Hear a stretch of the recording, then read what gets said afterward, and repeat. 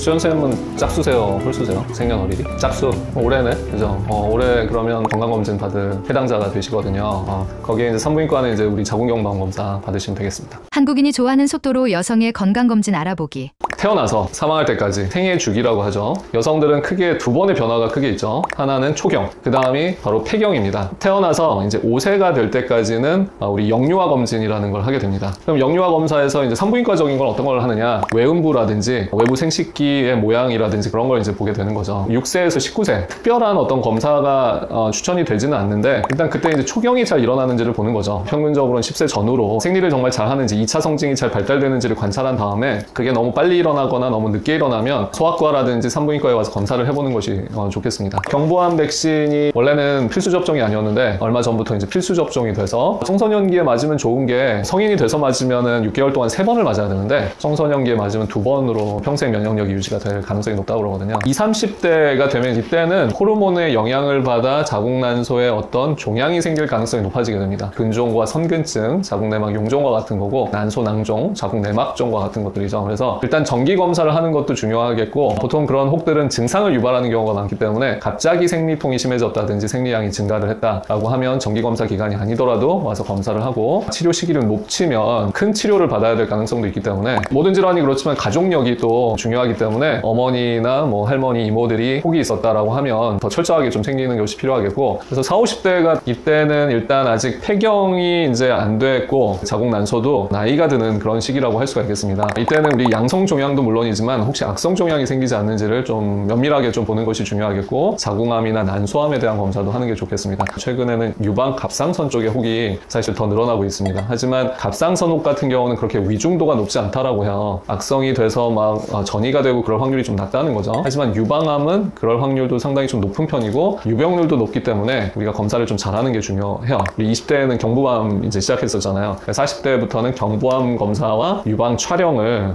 같이 이제 받아서 건강을 챙기는 것이 중요하겠습니다. 자, 우리가 이제 폐경이 이제 50대 초중반, 늦게 해도 보통 55세 이전에는 이제 하게 되는데 이때가 되면 사실 자궁난소의 양성 종양은 이제 거의 생기지 않는다고 해요. 악성 종양이 생길 확률이 가임기 여성보다 많아지게 됩니다. 나는 이제 50대 폐경도 됐으니까 이제 산부인과 검사 안 해도 되겠지 이렇게 생각하면은 조금 그건 아니고요. 자궁이나 난소에 혹이 생겼을 때 폐경 여성이 병원에 갔을 때는 보통 이제 적출을 많이 권하는 경우가 있어요. 근데 정밀 검사를 좀 해보고 거기에 나온 결과에 따라서 수술 방법이나 수술 범위를 정하는 것도 괜찮습니다. 나는 폐경이 됐고 반드시 적출을 해야 된다 이렇게 얘기를 100% 할 수는 없고 정말로 적출을 할지 아니면 혹만 제거할지를 담당 선생님과 상의하는 것이 좋겠습니다.